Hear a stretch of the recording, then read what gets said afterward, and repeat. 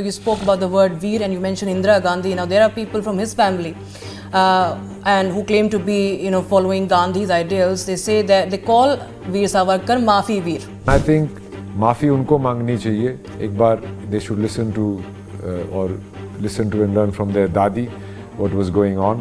हिंदुत्व एक राजनीतिक, भूगोलिक, सांस्कृतिक इतिहास है, किसी धर्म का नहीं.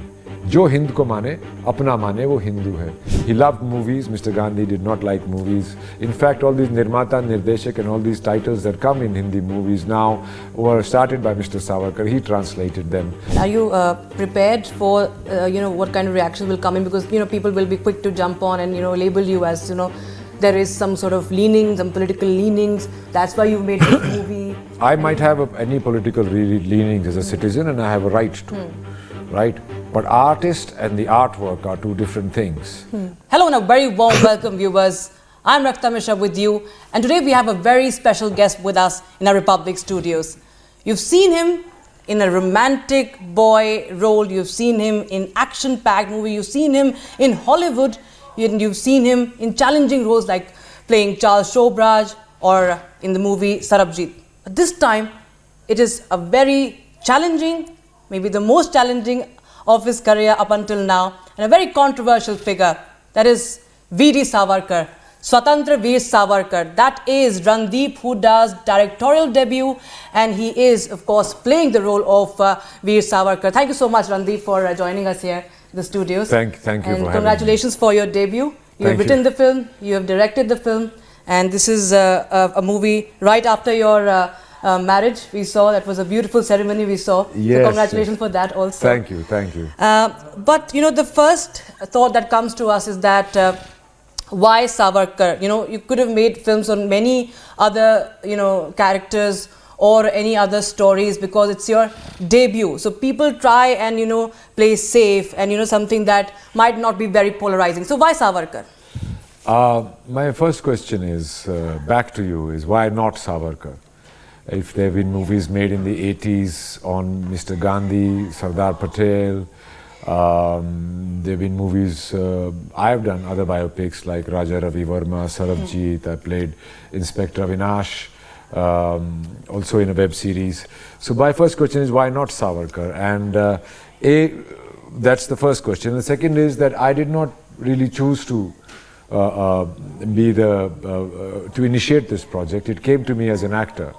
And once I started reading about him, I realized there is so much not known about him and so many, so much miscommunication about him and so many lies and propaganda said in his name that it infuriated me that a man of his stature, a great poet, a great writer, an ideologue who coined the term Hindutva and the ideology behind it, a guy who has been brushed under the carpet, a guy who influenced all the other armed revolutionaries through his book, where he changed the point of view of 1857, a Sepoy mutiny, to 1857, the first war of independence for India.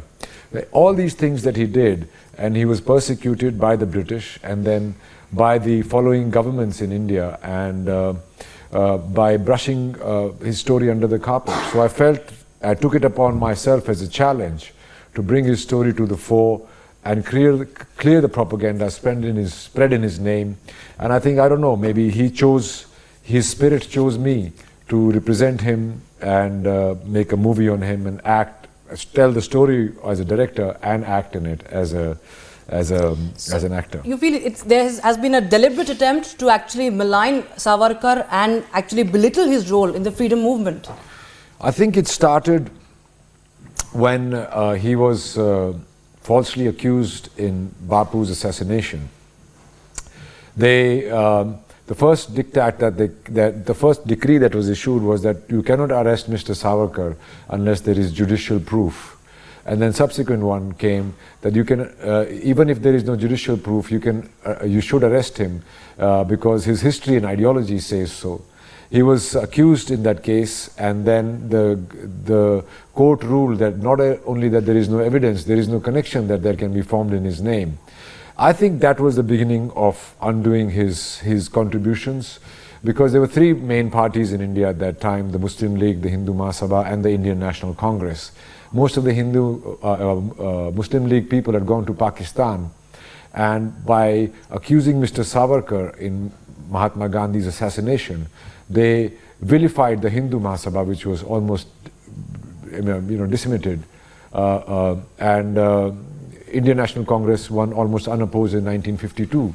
So many lakhs of Hindu people had migrated from the place which is now Pakistan to India, and people were unhappy with the way Indian National Congress handled the partition. So there was a wave that was coming. It is my deduction from the entire thing. And then when he died, many people turned up for his funeral. Unimaginable people turned up for his funeral, because after that accusation on Bapu's assassination, he was kind of isolated. Seeing that, they again put a non-judicial commission on him called the Kapoor Commission, which again found in his finding that the sword of doubt still hangs over him.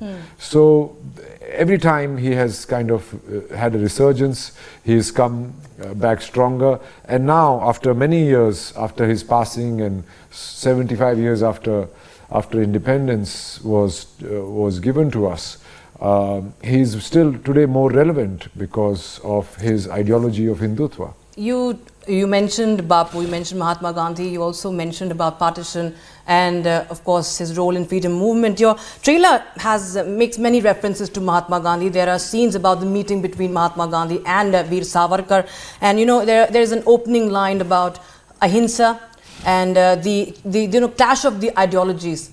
And also you mentioned about how freedom has been delayed. It was delayed by 35 years. We could have gotten independent much before, but it was because of Mahatma Gandhi.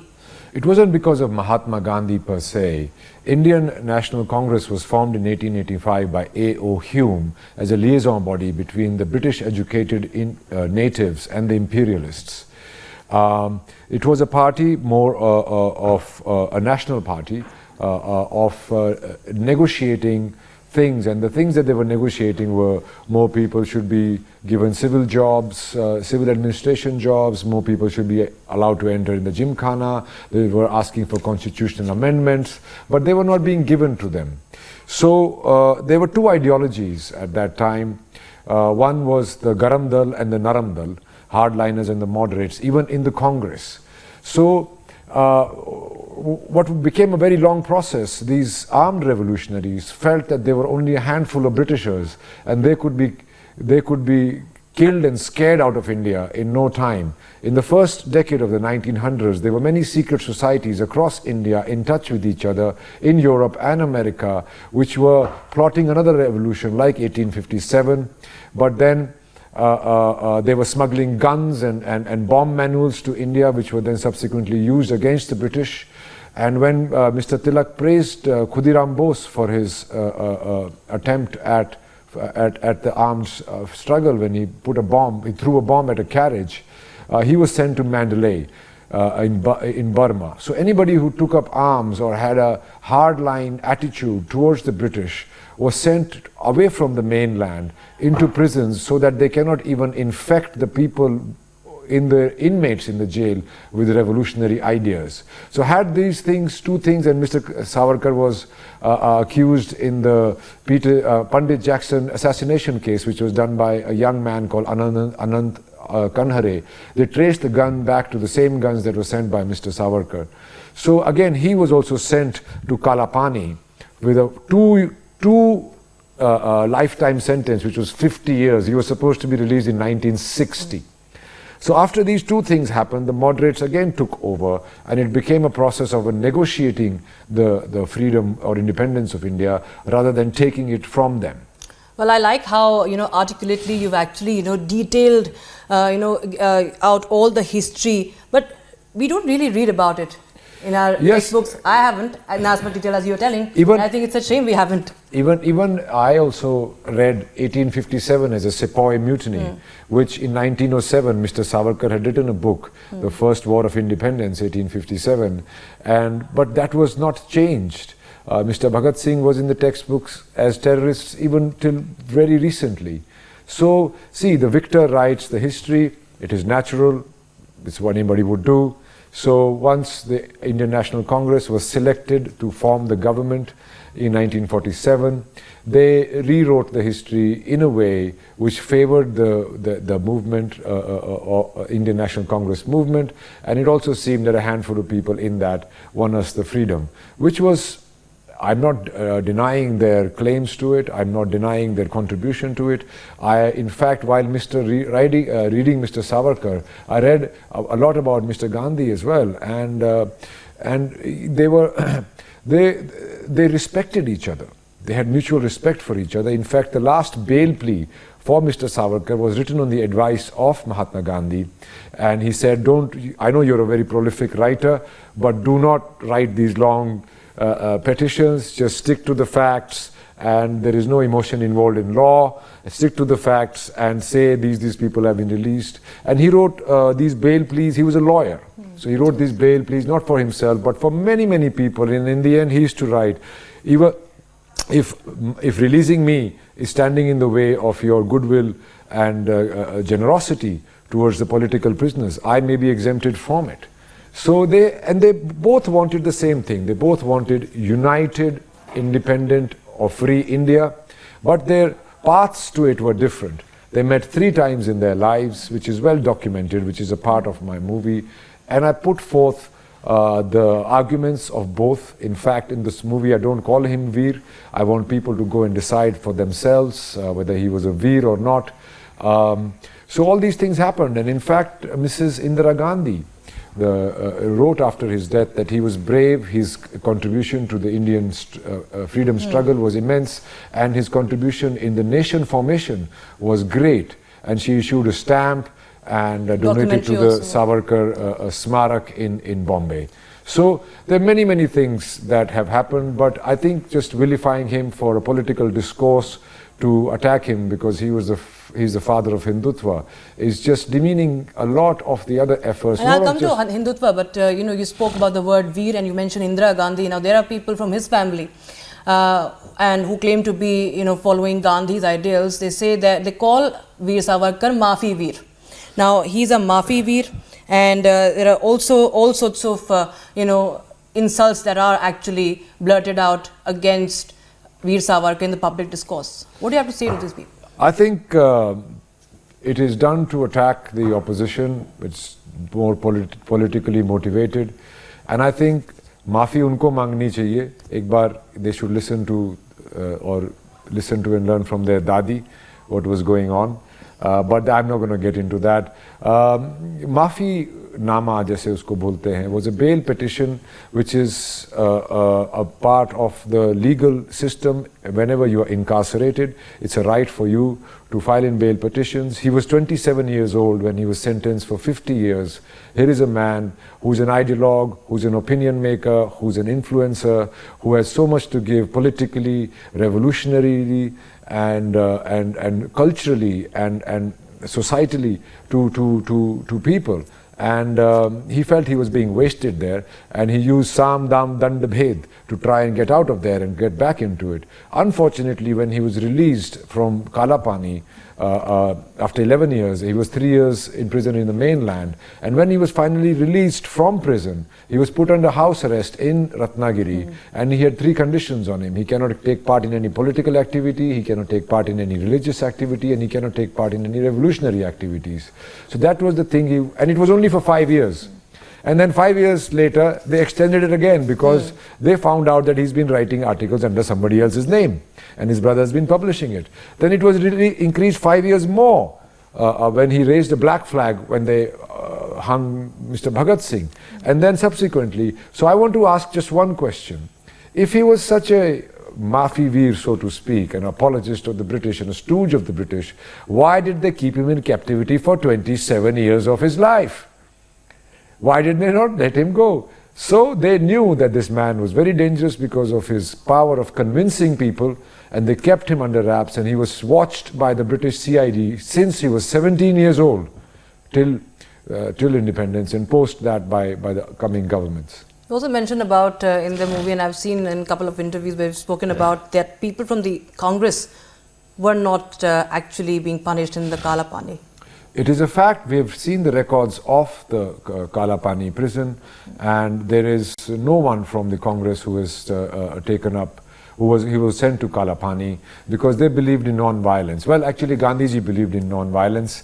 Congress, Indian National Congress at that time, and subsequently has used that as a tokenism, because post Bapu's assassination, Vinayak Damodar Savarkar's younger brother, Narayan Rao Savarkar, who was a doctor, was mob lynched in Girgaon Chowpatty in Bombay when the Chitpavan Brahmin massacre happened in Maharashtra.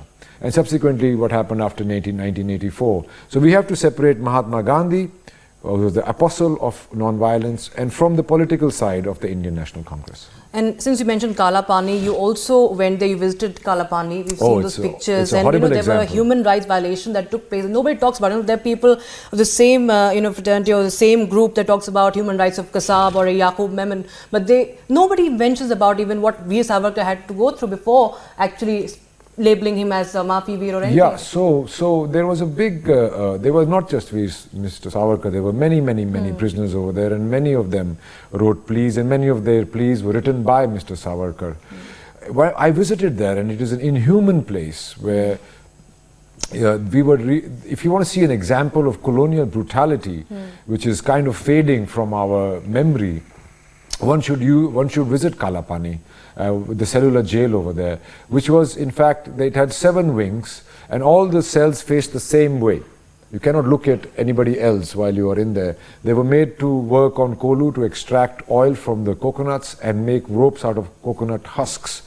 It was a grueling work. They were hardly given anything to eat, and the sanitation was a big problem that they also faced. They had to a lot of times use their cells to defecate and all that, and live in that and eat in that, and it was a horrible example of inhuman treatment. They wanted to break the spirit of these bomb golawalas, as they called them. And it had 7 wings. 2 were destroyed by the Japanese to make bunkers out of the stones that were used to make the prison.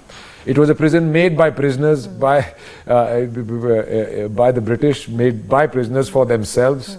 And then later 2 wings were destroyed under the Nehru government, and they were going to destroy the jail completely till the descendants of the people who went to prison over there interjected and appealed and made a public appeal, and it was stopped. Otherwise, we would not have had a cellular jail today to have a look at the atrocities that these people suffered.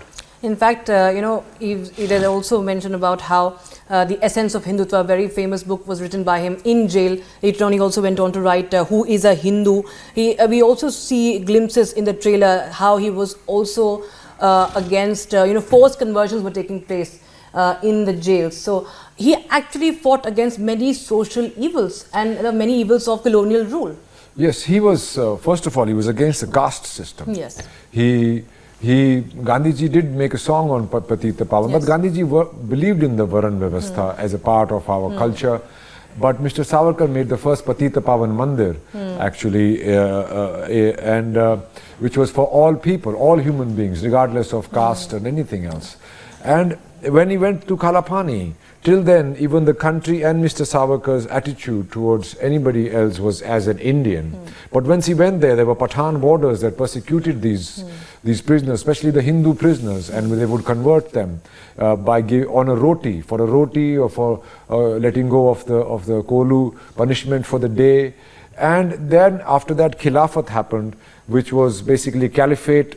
For the caliphate, 2 leaders, Ali brothers from Rai Bareli, started this movement to reinstate the powers of the Caliph of the Ottoman Empire after the British took it away after the victory in the First World War. No other country in the world or Muslims in the world protested against it, but it was Indians, and a caliphate movement was started, which was non-cooperation, because a lot of the posts in the civil services and police were held by the Muslim community.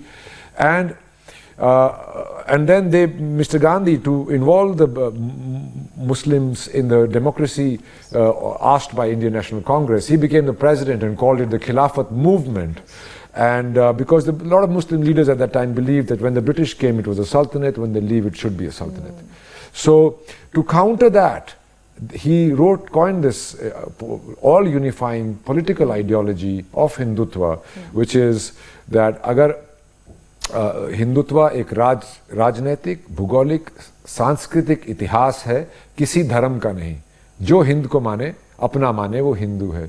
And he described it as a geopolitical ideology from the Sindhu River to from the Indus River to the sea. Anybody who inhabits this land and calls it the land of their ancestors is a Hindu. Anybody who calls this their motherland, land of their civilization, is a Hindu. And he put in this last clause because there was a fear of a pan-Islamic attack from the northwest frontier province. And most of the people in the British army at that frontier were Muslims. So he felt, will they fight for the British, for the country, or for religion? So he put in the last clause, which is the contentious clause, that this should be a land of your faith as well, and your karam bhumi, so to speak. Whoever adhered to that and put country before religion or anything else was a Hindu by geographical definition, and that was the philosophy of Hindutva, which was formed as an all-encompassing philosophy for our independence.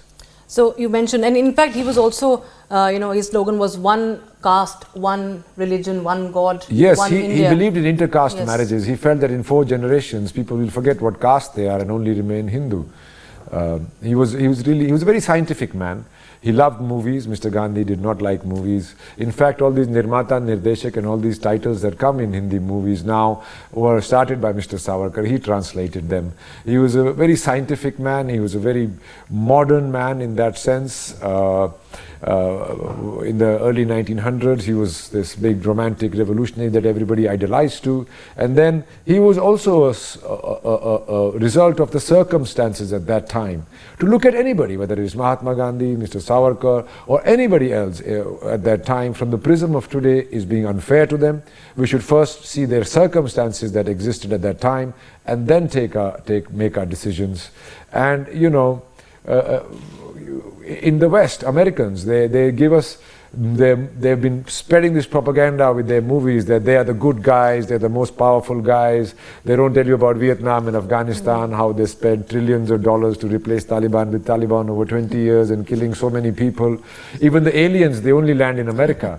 But in our own country, we are shooting down our heroes. We are not even talking about them. So I think it's about time people are up in arms if we talk about Savarkar. Yes, see, the whole world has an image of our non-violence, and Mahatma Gandhi galvanized the common man in India with his lathi symbolism and his dhoti, and put everybody who walked with him as a part of the freedom struggle. That was a great galvanizing he did, and he played a most important part in our freedom struggle. And he's also our thing of non-violence to the world.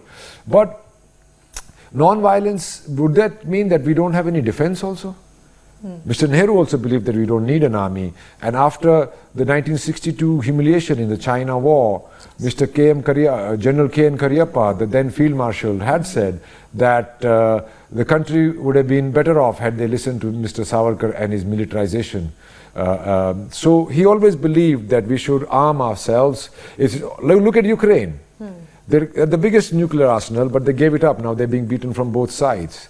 So, and our position in the world today is, of course, our diplomacy is great, our economy is great, we've got a large number of young people, but we are also armed with very modern weapons, and we make our own weapons, which was the dream of Mr. Savarkar, that we should arm ourselves, and only then we will have say in the world, and then we can talk about non-violence and peace. Do you think things are changing in the past few years, that you are now able to make films on such topics and such figures? I don't know. Movies are based on economics as well. Although in this movie I only got impressed by Mr. Savarkar, and I don't know if they had been allowed a movie earlier or not, but I was able to make it, and I had a lot of difficulties doing it. It took me 2 years to make this movie, and I put my tan man dhan, so to speak, even my own money, my house and everything, to bring it to the fore. And I wanted to release it on Independence Day, actually. That would have been the biggest day for him. And then 26th January. But it just did not work out. The movies, a lot of problems were going on. And finally we were coming one day before Shahidi Day, Divas, which is 22nd of March.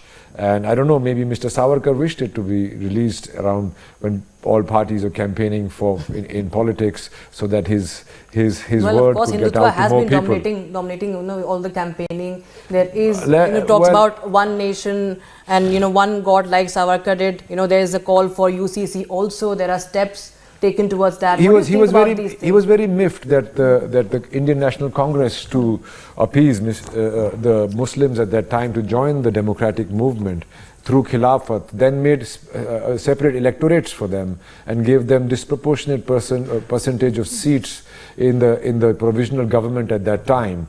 And he felt that nobody should be given more right than the other citizen, and there should be no discrimination in religion, there should be no discrimination in all that. Everybody should have that power, that one vote should count equally for everyone. What does Savarkar mean to you after doing this role? What have you taken from him? A revolutionary in thought, in action, and in writing. And are you prepared for what kind of reactions will come in? Because people will be quick to jump on and label you as there is some sort of leaning, some political leanings. That's why you made this movie. I might have any political leanings as a citizen, and I have a right to, right? But artist and the artwork are two different things. Artist is a larger entity, and there's a particular artwork that he's created. I just want to ask this question. Had I made a movie on Mr. Nehru, and I would have made it with same amount of dedication, what would you label me then? It is a movie, and I've made a thriller of a movie. I've treated it very modern, in a modern way, not the so-called state biopics that we have been making in our country with the whitewashing. I've created a lot of drama, a lot of thrill, and I've heightened the imagery with a lot of camera work, so that it looks larger than life, and people can see in hindsight what had really happened in a very engaging way. I'm giving no lectures on Desh Bhakti or the freedom struggle. I'm just telling the story as it is. And you go home and decide whether he was Veer and what his contribution was or was not. And finally, Randeep, acting, writing, directing, you've donned many hats now. What about politics? Politics is a career in itself, and the way I sincerely approach anything that I do in my life, that would be putting a big hurdle in my career is in cinema, and I have a lot more to give in terms of cinema, and I'm really concentrating on that, and I'm really looking forward to how the public reacts to my directorial debut, not just the acting that I've done. And you're shifting to acting again, but I'm sticking to your politics, the part of politics. Will you be open to in future, if not today? Because there have been talks, because there are elections going on. You're from Haryana. There are talks of maybe you might get a ticket. You come from Rohtak. I think it's a bit early for me to jump into politics. As I said, it's a career in itself. You're open to it sometimes in future? Yeah, in the future, why not? Why not? I mean, it's a great way to serve the people and be the part of the legislature assembly. Right. All right. But thank you so much. It was such an enlightening and insightful conversation to have with you. It's great to have actors from the mainstream talk about our history so well.